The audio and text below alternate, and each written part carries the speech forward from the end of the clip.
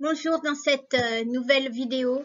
Donc là, on va s'attaquer en fait aux différents pays du Golfe parce que même si vous avez une idée, que vous dites oui mais moi c'est Dubaï et rien à faire ou mais peut-être Qatar, je connais pas. Donc là, on va voir un petit peu les différences qui existent parce que pour comparer, on pourrait dire que c'est l'Europe. La France c'est Dubaï, Qatar l'Italie, Koweït, je sais pas moi, l'Espagne. Donc c'est pas souvent vu de l'extérieur, on se dit ouais mais le Golfe ils sont tous pareils quoi, musulmans, arabes, c'est les moules, c'est le désert et c'est construit de la même façon. Or, ça serait vraiment mal connaître les pays du Golfe. Chaque pays a sa spécificité. Donc le Qatar est vraiment axé sur le sport et la culture. Dubaï est vraiment axé sur le tourisme. Le Koweït est beaucoup plus axé sur le luxe. Voilà, ils ont chacun une spécificité. Je l'avais bien dit la première fois. Et c'est important de les connaître. Alors oui, bien sûr, par exemple, vous allez retrouver les mêmes magasins, les malls, il y a des choses comme ça, mais comme en Europe, vous allez retrouver Carrefour en Europe partout, vous allez trouver, je sais pas moi, les balades à faire, enfin, il y a des choses, pour tous les pays, c'est la même chose. Mais il y a des spécificités. On va pas du tout vivre de la même façon au Qatar qu'on vit à Dubaï d'un point de vue religieux, d'un point de vue mixité, d'un point de vue voilà. En Arabie Saoudite, on va pas vivre à la même façon qu'Abu Dhabi. Donc chaque pays a vraiment une spécificité propre et c'est ce qu'on va voir donc aujourd'hui. Par contre, c'est ce que je vous ai marqué ici hein, en commun, la sécurité. Donc c'est vraiment sécure. Alors oui, il y a quelques crimes qui commencent aux Émirats Arabes Unis parce qu'il y a un brassage tel, il y a vraiment beaucoup de plus en plus de monde. Donc c'est vrai qu'il commence à y avoir des arnaques, des crimes, etc. Mais c'est tellement, enfin, je veux dire, c'est vraiment 1% quoi par rapport à ce qui se passe en Europe. Donc vous pouvez perdre votre carte bleue, vous pouvez laisser votre sac avec 20 millions je vous conseille pas, mais on sait jamais, dans le taxi, on vous le rapporte, enfin voilà, je suis dans le Golfe depuis 2001 et depuis 2001, je n'ai jamais eu un seul problème en tant que femme et d'autant plus femme européenne, hein, puisque pour ceux qui savent, je suis convertie, je suis musulmane, mais ça se voit pas. Je me soigne, donc bonjour et bienvenue donc dans cette nouvelle vidéo où alors je crois que c'est mieux qu'on se tutoie, où je vais t'apprendre donc voilà les pays du Golfe. Qu'est-ce que c'est les pays du Golfe? Alors tu vas me dire mais je sais où je vais, je sais ce que je veux. C'est Dubaï, c'est pas un autre pays, etc. Ok, super. Mais c'est bien de savoir aussi ce qui se passe ailleurs, c'est bien de savoir les différences et c'est surtout bien de ne pas se fermer à un seul pays. Ok, tu vas postuler pour Dubaï, mais si tu as une offre sur le Qatar, pourquoi ne pas tenter si c'est vraiment, si ça correspond à ta situation. C'est vraiment quelque chose qu'il faut déterminer. Dans le choix du pays, alors ça va pas être forcément par rapport au salaire, mais ça peut être par rapport à la famille, ça peut être par rapport à la religion, ça peut être par rapport au style de vie. Il y a vraiment un panel et il faut que vous sachiez exactement quelles sont les différences dans les pays. Parce qu'en fait, les pays du Golfe, c'est un peu l'Europe et on vit pas de la même façon en France qu'on vit en Italie. On mange pas les choses qu'on mange en Espagne, en Allemagne. Vous voyez, il y a vraiment des différences assez spécifiques pour chaque pays. Au Qatar, je ne vis pas du tout de la même façon que je vivais à Dubaï, c'est clair et net. Donc oui, je retrouve les mêmes magasins, par exemple. Oui, il y a la mer, il y a les malls, mais on parle l'arabe, ok, il y a les mosquées, super, mais ça va pas être du tout la même façon de vivre. Par exemple, Qatar est vraiment axé sur la culture et le sport. C'est vraiment leur gros focus. C'est vraiment de développer la culture et le sport. Donc, ils font tout pour. Et Dubaï va être beaucoup plus développé, bien sûr, sur le tourisme, Koweït sur le luxe, Oman sur la nature, sur les offres camping, tourisme, etc. Donc chaque Bahreïn est pour la finance. Donc chaque émirat est vraiment spécifique. C'est vraiment des pays différents qui ont en commun la langue, certes, qui ont en commun la religion, certes, et quoique en Oman, ce n'est pas des musulmans sunnites. Donc voilà, il y a vraiment différence. En Arabie Saoudite également.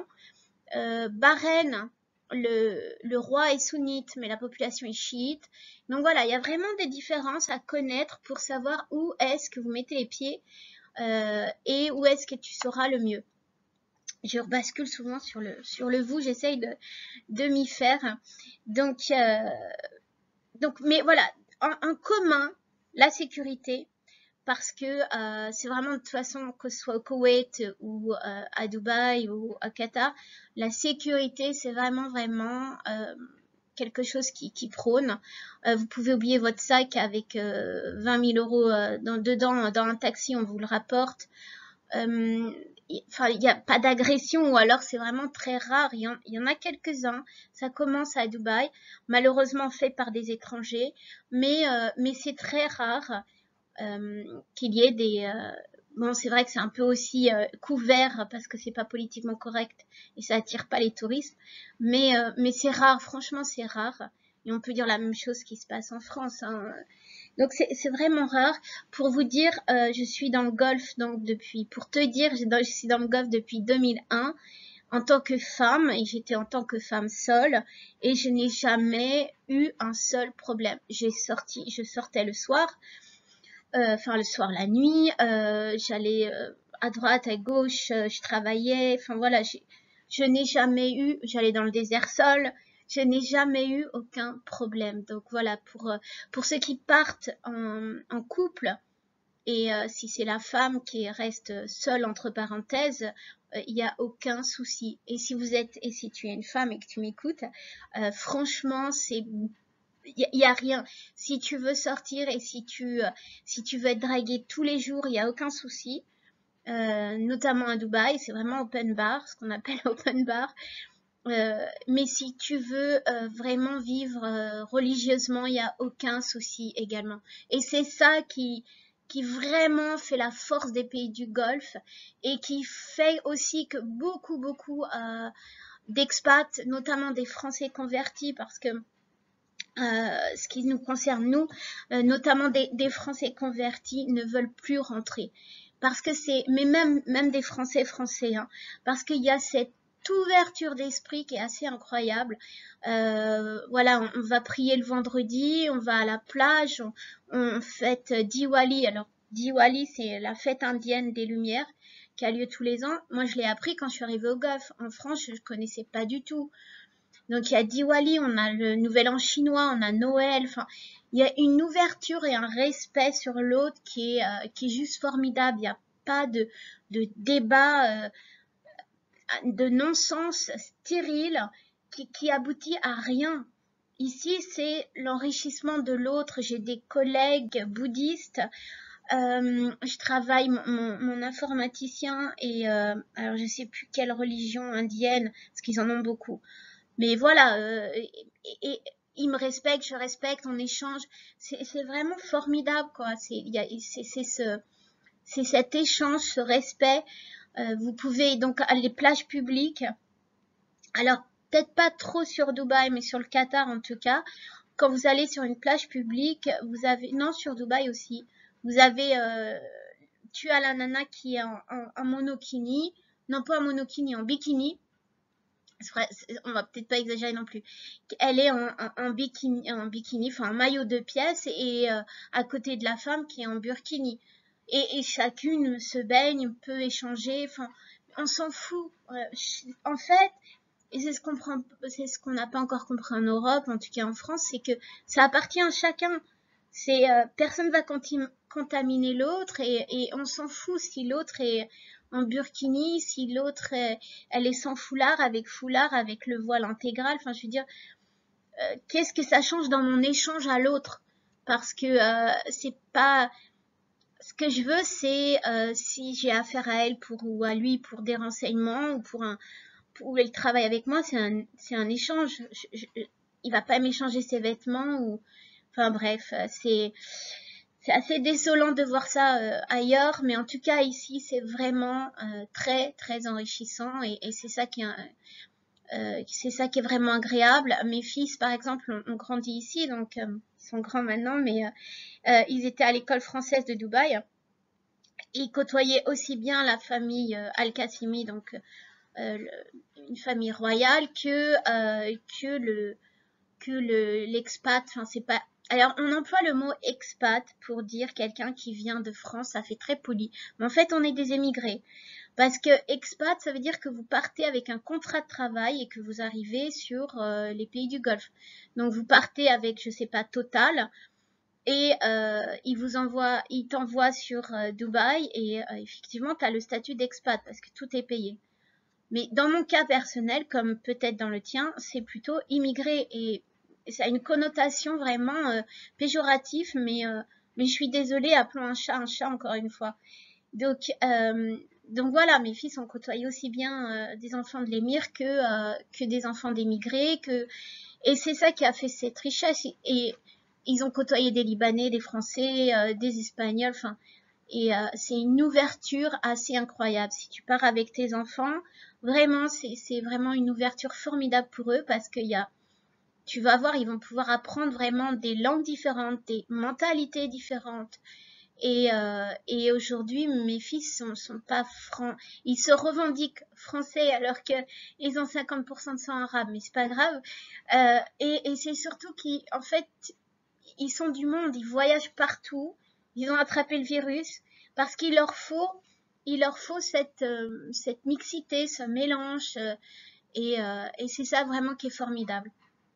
Donc la sécurité en commun, la chaleur.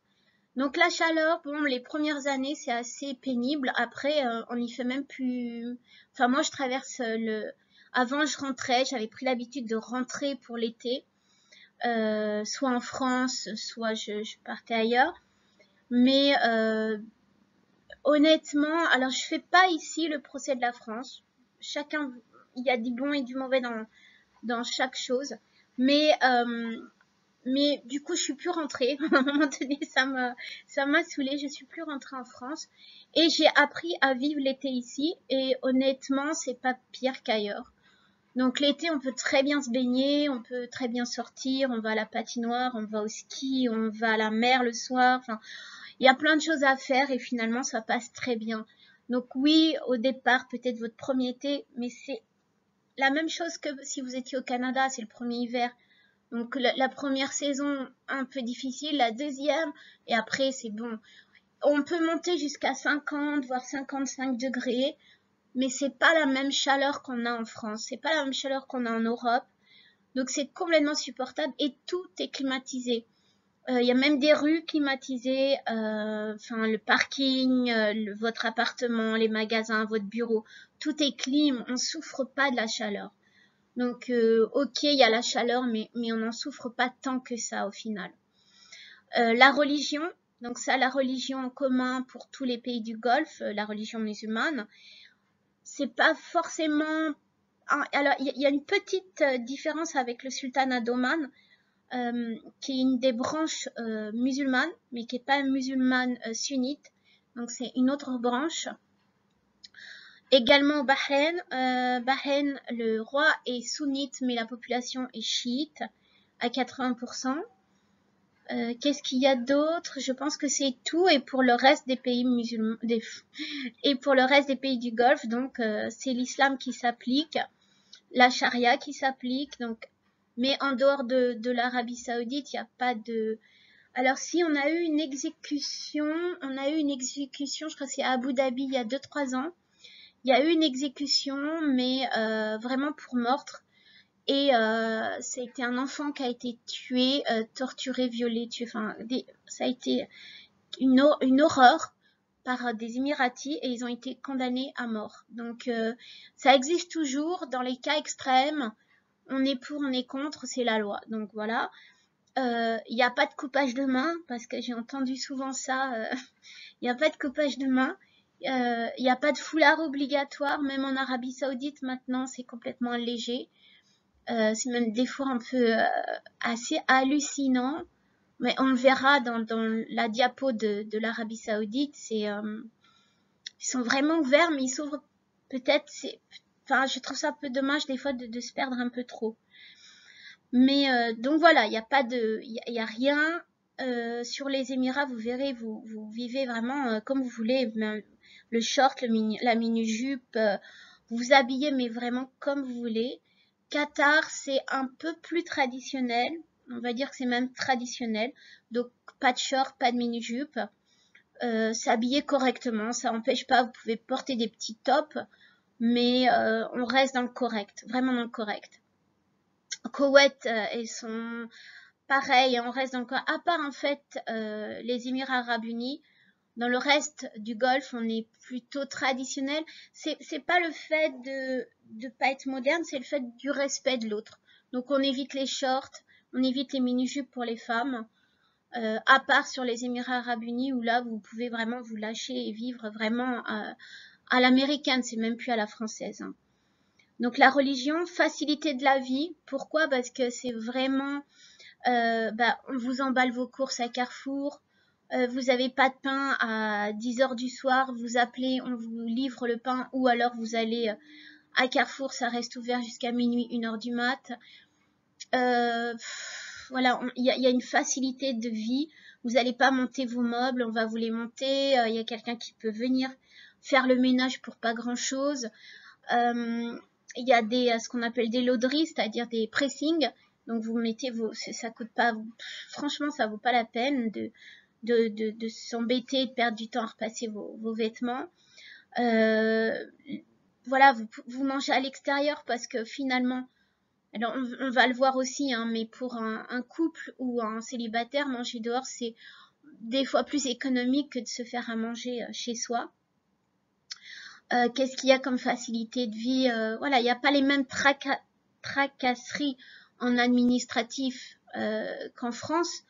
Tout est négociable, tout se discute et puis il suffit de savoir la bonne personne et ça passe très vite, ça passe très bien. Que ce soit aussi bien pour le visa, que ça soit pour la banque, que ça soit pour une demande de prêt. Donc voilà, il y a vraiment une facilité pour vous à vivre. Tout est fait pour que vous vous sentiez bien et qu'il n'y ait pas cette tracas, c'est négatif, voilà, ça coule de source. Est-ce qu'on va pouvoir voir la phrase suivante? Alors, on va commencer par, alors, c'est un peu mal fait mon affaire, voilà. Donc, par rapport aux spécificités, donc vous voyez, on va voir les Émirats Arabes Unis, on va voir le Qatar, Koweït, Arabie Saoudite, Bahreïn et Oman. Pour ma part, j'ai vécu à peu près 16 ans aux Émirats Arabes Unis, à Dubaï. J'ai vécu à Bahreïn 1 année. J'ai vécu 3 mois à peu près au Koweït, hein, c'était juste un petit contrat de consulting. Et je suis actuellement au Qatar. Le seul pays où je n'ai pas fait, c'est l'Arabie Saoudite. Ce n'est pas une volonté propre, j'ai pas eu l'occasion. Et Oman, où je vais régulièrement, c'est vraiment magnifique, mais on va voir pourquoi je n'y ai jamais vécu. Donc là, je vous ai mis, vous voyez, qualité de vie, c'est vraiment quelque chose qui revient, c'est vraiment une force pour à peu près tous les pays. J'ai mis un petit bémol pour Bahreïn. Pourquoi? Parce que Bahreïn est une petite île. Alors j'y ai vécu 1 an, on va revenir dessus. J'ai absolument aucun regret parce que c'était vraiment une année exceptionnelle, c'était vraiment génial. J'ai vécu seule en tant que célibataire avec mes enfants. Mais on verra pourquoi j'ai mis un petit bémol sur la qualité de vie. Les salaires, alors la tendance malheureusement actuelle est plutôt un petit peu à la baisse aux Émirats Arabes Unis parce que dû au Covid, après le Covid et puis la crise 2008, donc c'est vrai que les salaires sont un peu plus, on verra en détail, hein, vous inquiétez pas le salaire. Qatar, le salaire est en plein pot, donc là c'est super. Koweït, on verra pourquoi j'ai mis vraiment en orange, c'est-à-dire que c'est moins bon que Qatar et les Émirats. Ça veut pas dire que c'est pas bon, parce que par rapport à l'Europe, c'est toujours multiplié par 3-4, hein. Faut pas non plus, on va pas pleurer.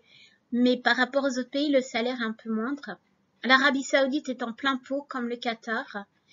Bahreïn, non, les salaires sont catastrophiques, et Oman, pareil.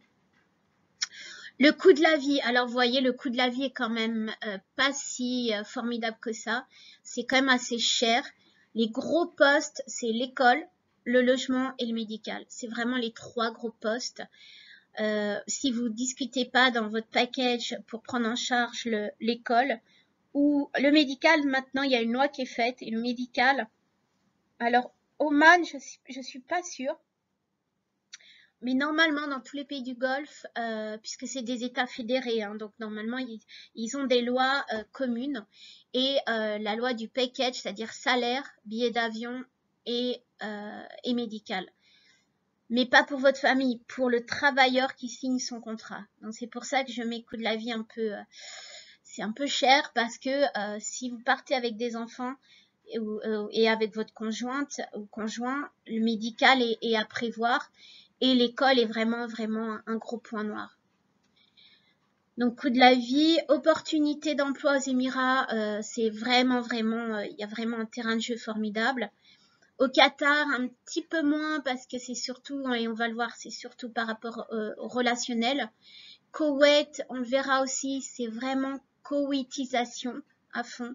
Il y a une nouvelle loi qui vient de passer en 2020, et vraiment ça devient difficile, et c'est très fermé. L'Arabie Saoudite qui sont en plein boom, hein, tout comme le Qatar, donc il y a beaucoup d'opportunités d'emploi. Bahreïn et Oman, très peu d'opportunités d'emploi.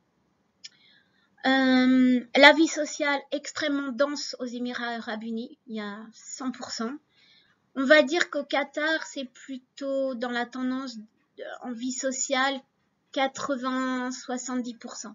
C'est beaucoup moins. Pareil au Koweït.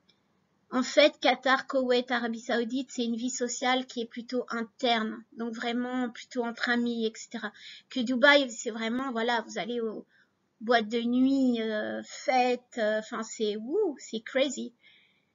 Et Bahreïn, la vie sociale est extrêmement dense. Alors vous allez me dire, c'est un peu paradoxal, parce que tu nous dis que le pays est petit, machin, il y a une super vie sociale. Il y a une super vie sociale, et on va en discuter ensemble, parce que en fait, il y a beaucoup de nightclubs. La raison, c'est l'Arabie Saoudite. Donc les Saoudiens, maintenant un petit peu moins parce que l'Arabie Saoudite souffre, mais les Saoudiens, enfin les familles, toutes les personnes qui habitent en Arabie Saoudite viennent au Bahreïn pour vraiment se lâcher. Donc boire de l'alcool, faire la fête. Et moi, ça m'avait beaucoup choquée à cette époque-là. On va voir ensemble en détail. Donc, pour qui? Alors, pour qui? Une femme seule, une femme seule, je lui conseille vraiment d'aller sur les Émirats Arabes Unis. Alors, je sais pas si toutes mes flèches sont là. Voilà. Pourquoi juste, si toi par exemple tu me regardes, t'es une femme seule, je te conseille vraiment les Émirats Arabes Unis, soit Abu Dhabi ou Dubaï. Pourquoi? Parce que Qatar, tu vas t'ennuyer, honnêtement.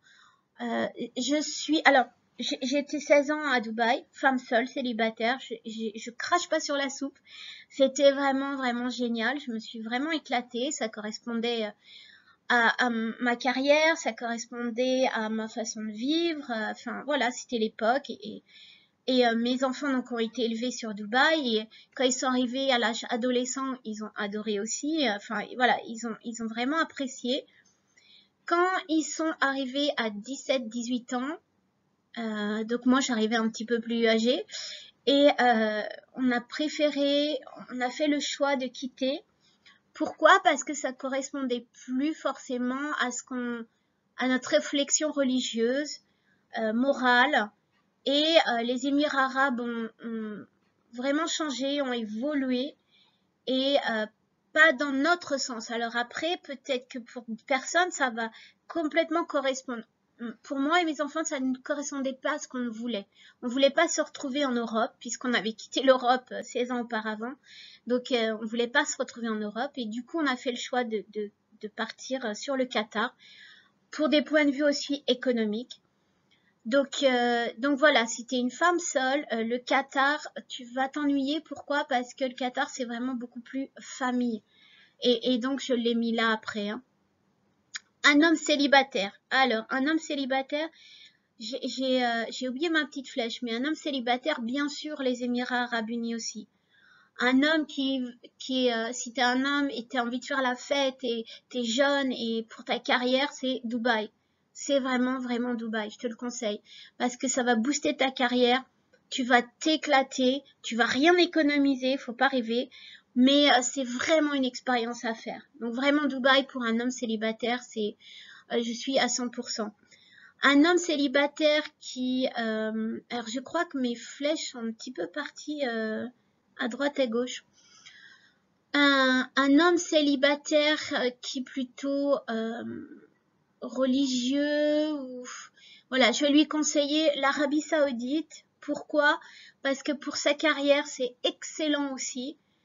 Il va moins s'éclater, ça c'est clair. Tu vas moins t'éclater si tu es en Arabie Saoudite et t'es single. Mais il y a quand même pas mal de trucs. Et je vais vous choquer, mais il y a aussi des nightclubs en Arabie Saoudite. Ils appellent ça des nightclubs halal. Donc voilà, chacun voit comme il veut. Mais tu peux, en tant qu'homme célibataire, t'éclater aussi en Arabie Saoudite. Mais surtout, pour un niveau de carrière et de salaire, pour un homme célibataire, l'Arabie Saoudite est vraiment bon. Pourquoi pas le Qatar? Bien sûr, ça c'est mes suggestions. Hein, vous faites comme vous voulez. Un homme célibataire, une femme célibataire a le droit d'aller où elle veut. C'est juste, voilà, j'essaie de juste vous orienter un petit peu pour vous dire les différences. Un homme célibataire au Qatar va s'ennuyer, tout comme une femme célibataire. Le Qatar, c'est beaucoup plus pour les couples et les familles.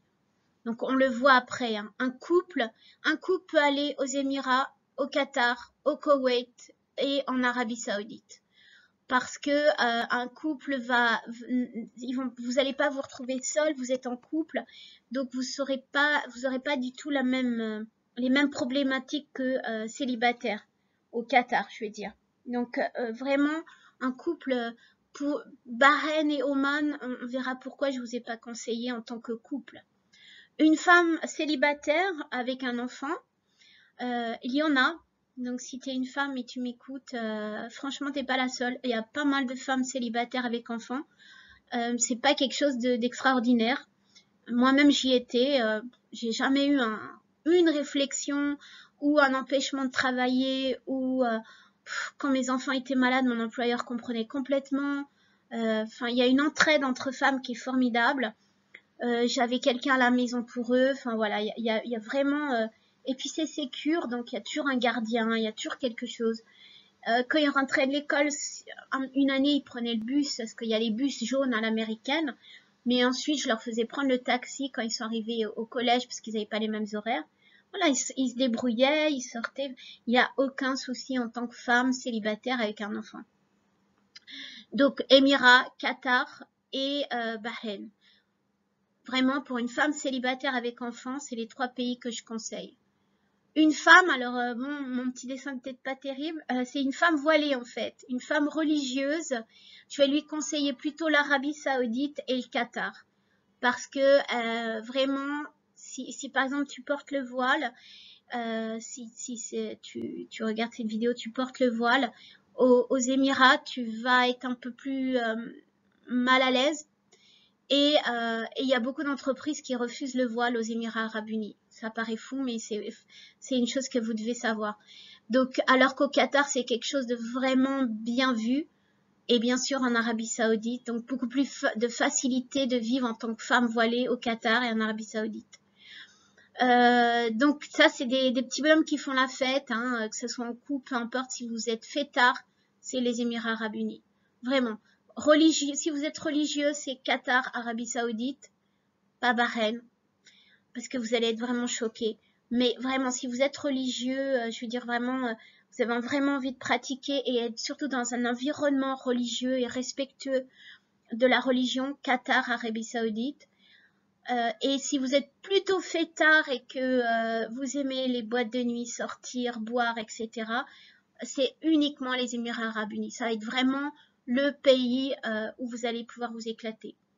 Une famille avec un enfant aura le choix, alors Qatar, Koweït, Bahreïn et Oman, vraiment, parce que pour élever ses enfants, c'est vraiment ce qu'il y a de mieux. Pourquoi je vais pas lui dire Émirats Arabes Unis? Alors encore une fois, il n'y a aucun souci, vous pouvez y aller, mais c'est le coût de l'école en fait. Le coût de la vie et le coût de l'école est vraiment, ça fait mal. Sauf si c'est payé par l'entreprise, il n'y a aucun souci. Et une famille avec 2 enfants, Oman et Bahreïn.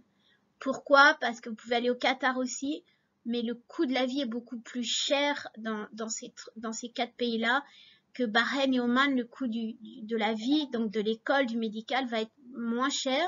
Et surtout, vous allez pouvoir élever vos enfants un peu plus naturellement, moins coincés dans les moules, si vous êtes une famille plutôt axée sur la nature, que dans les autres pays. Donc là, la slide qu'on n'avait pas vue, qui était passée un petit peu à la trappe. Alors voilà.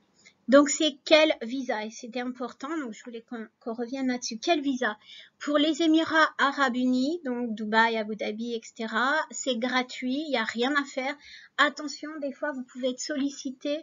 On peut vous demander, alors il y a cette arnaque courante, on vous envoie une offre sans même que vous ayez passé un entretien, on vous envoie une offre d'emploi et on vous demande de payer un visa, etc. Donc c'est une grosse arnaque, hein. Il y a personne qui a obtenu un contrat de travail sans passer au moins minimum un entretien.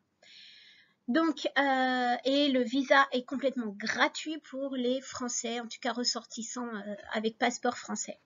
Donc vous arrivez, on vous stampe, on vous stampe et c'est complètement gratuit. Qu'est-ce qui se passe avec alors je vais reprendre ma petite. Qu'est-ce qui se passe avec ce visa qui est gratuit?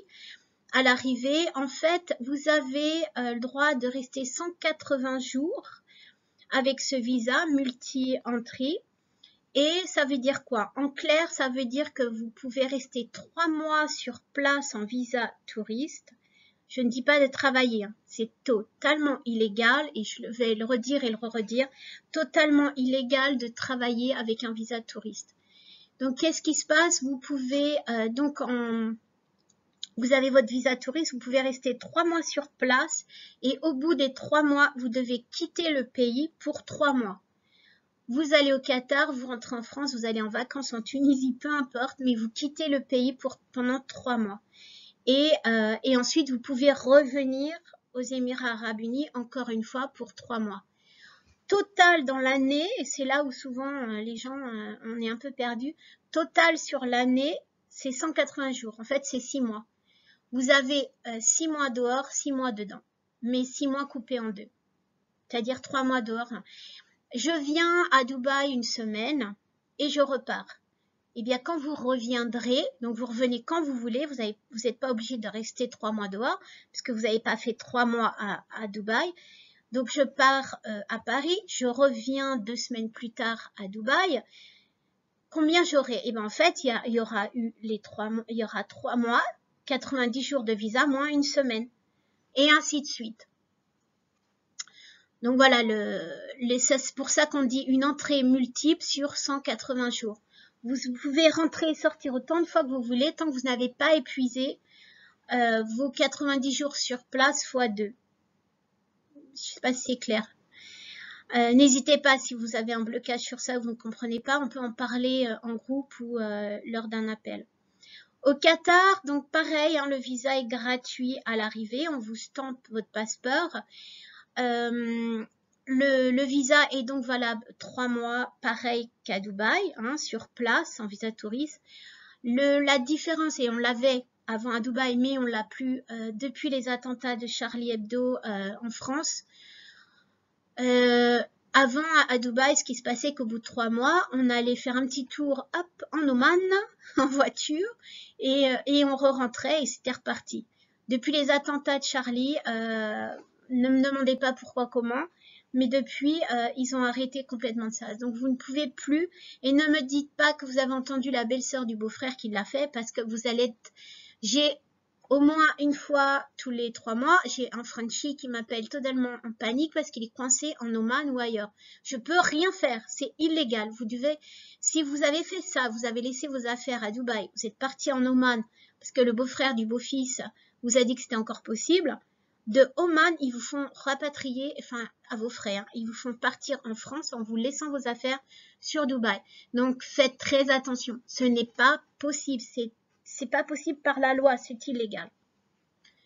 Au Qatar, à l'inverse, c'est tout à fait possible. Donc, ce qui se passe, c'est que au bout de 3 mois, vous êtes en visite visa, en touriste visa au Qatar.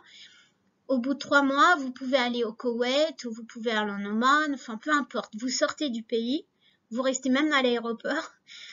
J'ai une Frenchie qui l'a fait. Et vous rentrez dans le pays et c'est à nouveau 3 mois. Donc voilà, il n'y a pas ces 3 mois dehors, 3 mois dedans comme à Dubaï. Vous pouvez rester autant de temps que vous voulez, vous pouvez faire ça pendant 4 ans, voilà. C'est possible, vous rentrez, on vous redonne un visa touriste de 3 mois. Bon, au bout d'un an, je pense qu'ils vont commencer à vous demander ce que vous faites et pourquoi vous n'avez toujours pas de visa résident. Mais bon, voilà, ça, ils sont assez cool, enfin, vous expliquez, dès l'instant que vous expliquez honnêtement, clairement les choses, ils sont vraiment... j'ai eu le cas d'un Frenchie et il a fait ça pendant 1 an parce que en fait il avait créé une entreprise, enfin bref, il y avait eu des soucis dans la création et il pouvait toujours pas avoir son visa résident. Et du coup il rentrait, il ressortait tous les 3 mois. Et il avait expliqué à l'officier clairement et ça s'était bien passé. Ils lui ont jamais fait de soucis, quoi. Donc voilà pour Qatar. Koweït, alors c'est à l'arrivée, c'est 5 KD. Ayez une carte de crédit parce qu'il va falloir payer par carte de crédit. Vous, à l'arrivée, c'est 5 KD et c'est l'équivalent, je crois, c'est 3 €. Enfin, vous voyez le 5 KD, c'est pas grand chose. Le visa run est possible aussi et c'est 3 mois sur place. En Arabie Saoudite, donc le visa, vous allez voir Arabie Saoudite, Bahreïn et Oman, le visa est obligatoirement à faire en ligne. Il y a absolument plus, c'est plus du tout sur place. Oman, on pouvait encore le faire sur place, ça n'existe plus. C'est uniquement en ligne. Donc vous avez une appli, enfin vous faites sur l'appli de, c'est même pas l'ambassade. Je vous donne le lien en bonus, vous inquiétez pas de toute façon. Donc c'est à faire uniquement en ligne. Donc pour l'Arabie Saoudite, vous pouvez y aller en touriste, c'est nouveau. Vous pouvez rester 1 an sur place, mais avec 90 jours au total. C'est le même système hein, que les Émirats, c'est-à-dire que en 1 an, la totalité en touriste c'est 90 jours maximum. Pardon, je vous parle pas des visas pour le Umrah, pour le Hajj, vraiment visa touriste. Et donc sur 1 an, vous pouvez rester 90 jours, donc vous pouvez rester 3 mois sur place en touriste, ou alors rester 1 semaine, repartir, revenir, total 90 jours, d'accord? Et c'est 162, oui, 162 €. Bahreïn, alors c'est assez spécifique, Bahreïn, c'est 1 semaine. Donc vous payez 20 BD, c'est des dinars bahreïnis, vous payez, donc c'est en ligne, mais quand vous allez payer en ligne, ça sera automatiquement en euros. Et donc le visa est délivré pour 1 semaine seulement. Ensuite, sur place, vous devez aller au ministère pour le faire renouveler. Donc c'est une formalité, hein, mais il faut y aller et ils vous renouvellent, ils vous stampent votre passeport, ils vous renouvellent pour 1 mois et vous pouvez faire ça pendant 3 mois. Donc c'est pareil, en fait, en gros, vous pouvez rester en visa touriste à Bahreïn pendant 3 mois. À peu près tous les pays du Golfe, excepté Oman, vous pouvez rester 3 mois sur place en visa touriste. Ça vous laisse quand même pas mal de temps pour moi, c'est assez de temps si vous êtes préparé avant, hein, bien sûr, et surtout, donc là, avec le programme sans souci, mais surtout si vous êtes préparé avant 3 mois, c'est suffisant pour trouver sur place. Mais si vous n'êtes pas préparé, si vous n'avez rien fait en amont, non, bien sûr, c'est pas suffisant. Et Oman, donc pareil en ligne, ça coûte 47 € et c'est valable uniquement 1 mois non renouvelable. Donc voilà pour ces visas, pour que on avait zappé dessus et pour la différence. Si vous avez quoi que ce soit, si vous avez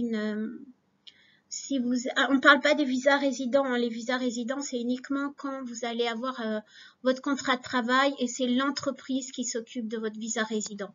Donc là on s'occupe vraiment que du visa tourisme et que ça soit vous, la personne qui vous accompagne ou vos enfants. Donc voilà, ça concerne les visas touristes. Hop, hop, hop, hop, je vais trop vite. Est-ce que je peux revenir en arrière? Non. Formidable. Bon. Et c'est pourtant une section, pourquoi je ne peux pas revenir en arrière? Je ne sais pas. Alors attendez. Bon, on va y revenir plus tard parce que apparemment je peux pas revenir en arrière. Quel salaire mensuel? Quel salaire? Donc, on va voir ensemble. Alors, les Émirats, vous avez... Alors, j'ai mis un poste, c'est Marketing Manager, ok? C'est juste pour vous donner une ordre d'idée de différence de salaire entre les pays. Vous allez voir dans cette formation, vous aurez un bonus au niveau de la grille des salaires. Encore une fois, les salaires dans les pays du Golfe, il n'y a pas de basique, il n'y a pas de SMIC. Donc ça va dépendre de votre nationalité, ça va dépendre de vos diplômes, ça va dépendre de votre expérience, ça va dépendre de votre façon à avoir négocié votre salaire, à vous vendre.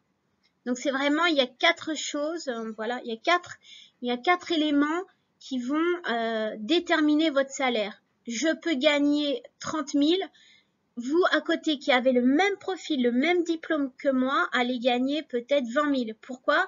Parce que moi, je vais être française et vous allez être marocain. Ou alors, moi, j'ai un bac plus 2, vous avez un bac plus 5. Mais quand on s'est présenté, j'ai su me vendre, j'ai su comment me vendre et pas vous.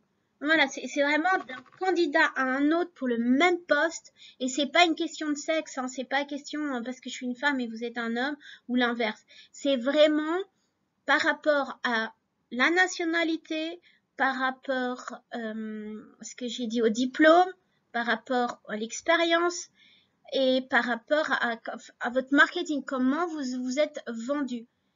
Et vous pouvez très bien avoir un bac plus 5 et gagner moins qu'un bac plus 2. Parce que si vous êtes d'une autre origine que américaine, anglaise, française, etc. Pas origine, pardon, passeport.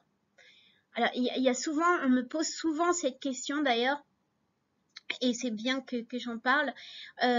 Vous êtes français mais d'origine marocain, par exemple, et on me dit mais est-ce que je dis, parce que c'est bien peut-être, est-ce que je dis que je suis marocain et tout ça, ce que ça veut dire que je connais, non. Non. Et alors souvent, par exemple, si vous appelez, moi je sais pas, Aïcha, on va vous dire mais de quelle origine? Et on va insister. C'est pas une façon péjorative, c'est pas la façon en France, c'est plutôt pour jouer sur votre salaire. Donc en entretien, j'entends, hein. Dans la vie courante, vous allez avoir constamment cette demande de « Ah, mais vous êtes d'où exactement, de Where are you from ?» Comme dites, mais I'm from France. Et si tu t'appelles Aïcha, ils vont dire « Non, but where originally ?» Ok? Et c'est juste parce qu'on adore savoir comme ça. C'est une façon positive. Ne prenez surtout pas mal. J'adore demander parce que j'adore connaître, en fait. C'est plutôt ça, c'est plutôt un enrichissement plutôt personnel. On adore connaître l'origine pour voir un peu le brassage. Il y a des gens qui sont nés au Brésil, qui sont de père allemand et de mère française. Enfin, c'est assez extraordinaire et c'est plutôt, voilà, c'est positif. C'est pas ah, ok, t'es marocain. C'est vraiment une façon positive de s'intéresser à vous. Donc, mais par rapport au niveau de la profession, au niveau de l'entretien, si on vous demande votre origine, vous savez pas. Aïcha, je suis where are you from? I'm from France, but originally I'm originally a Muslim. Donc c'est un non musulman, bah voilà, point. Parce que si on commence, ils vont commencer à creuser, ah ok, vos parents sont marocains, d'accord. Vous avez le passeport marocain ou la nationalité et là ils vont essayer de gratter pour le salaire. Donc c'est niet, vous n'avez pas de passeport, vous n'avez pas de double nationalité. Français, français, passeport français, ok. Donc ça c'est un petit un tips à savoir, mais il faut vraiment un tip, il faut vraiment que vous l'intégriez pour pas vous faire avoir sur le salaire. C'est un jeu, hein, c'est pas méchant, c'est juste voilà. Donc aux Émirats Arabes Unis, c'est le salaire va être le plus élevé. Alors vous allez me dire super, on y va. Attention, la vie aussi est la plus élevée. Donc il faut est-ce que je peux utiliser ça? Non, ou ça peut-être. Donc voilà, je voyais mon, est-ce que ça va en jaune ou alors je mets en rouge.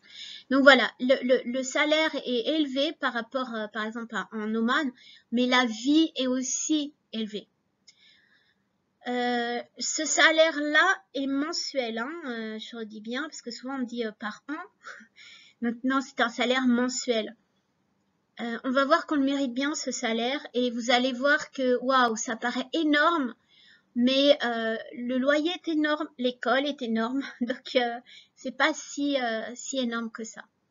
Pourquoi mes petits billets qui s'envolent? Parce que vous allez rien économiser. Malgré votre beau salaire, j'avais un très bon salaire aux Émirats, donc qui était à peu près ça aussi.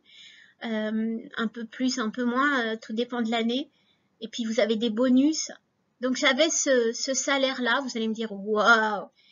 Et en fait tout va très vite, tout s'envole très vite. Pourquoi? Parce que le logement, j'avais l'école de mes enfants, les sorties des enfants, les anniversaires, c'est pas l'anniversaire à McDo ici, c'est vraiment des anniversaires voilà, avec le chef, pâtissier, enfin vraiment on loue du personnel, c'est énorme.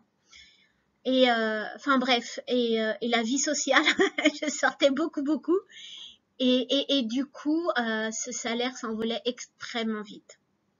Donc j'ai jamais économisé aux Émirats. Au Qatar, donc au Qatar, on dépense un peu aussi, on économise peu, mais on arrive à économiser. Donc c'est ça qui est formidable. Pourquoi? Parce que la vie est beaucoup moins sollicitante. Je veux dire, vous sortez beaucoup moins. Vous pouvez, mais c'est pas la même envie, c'est pas la même folie que vous ressentez à Dubaï. Dès que je mets un pied à Dubaï, c'est parti quoi. C'est voilà. Et vous verrez, c'est un appel. Je sais pas, c'est dans l'air. Ils mettent du produit arrivé à l'aéroport, mais c'est vraiment ça. Vous avez envie de faire plein de choses. Donc bon. Et au Qatar, c'est beaucoup plus voilà. On arrive à économiser un petit peu. Au Koweït, donc le salaire, vous voyez, hein, par rapport, on descend déjà, mais le prix des logements est beaucoup moindre aussi. On va le voir après. L'Arabie Saoudite, c'est des très bons salaires et de plus en plus. Donc on arrive à économiser hein, au Koweït et en Arabie, parce que par rapport à la vie sociale également. Donc en Arabie Saoudite, il y a vraiment des belles opportunités. Je n'aime pas l'Arabie Saoudite, hein, je dis les choses comme elles sont. Pour plein de raisons. Je ne peux pas y aller actuellement parce que j'habite au Qatar et que, vous le savez, il y a l'embargo. Donc, un embargo depuis 4 ans, 3 ans. Donc, l'Arabie Saoudite, les Émirats Arabes Unis, Bahreïn, l'Égypte, il y a un autre pays, je crois, qui ont fait un blocus sur le Qatar.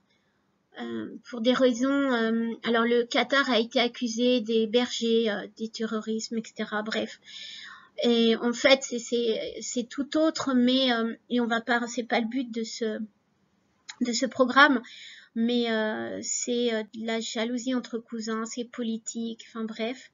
Et du coup, si vous habitez au Qatar, vous ne pouvez plus aller à Dubaï ou en Arabie Saoudite. Donc Koweït est neutre. Et Oman est neutre.